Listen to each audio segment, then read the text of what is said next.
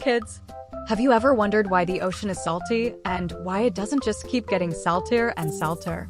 Well, it's a big secret that's been happening for billions of years. Let's explore this salty mystery. Rain breaks down rocks into tiny minerals like sodium and chloride, which create salt. Rivers carry these minerals to the ocean. Water evaporates into clouds, but the salt stays, making the ocean salty over billions of years. If we took all the salt from the ocean and spread it evenly across the land, it would form a layer over 500 feet tall, taller than a 40-story building.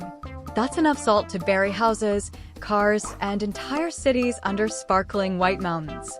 Villages would disappear beneath huge piles of salt, making the world look like a giant, crunchy salt-covered wonderland, shining bright under the sun. Did you know that not all water bodies have the same amount of salt? Some, like the Dead Sea, are almost 10 times saltier than the ocean.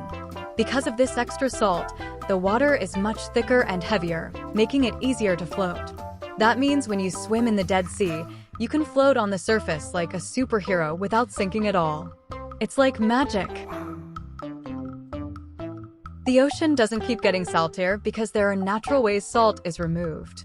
Many sea animals, like clams, oysters, and corals, use salt to build their shells and skeletons.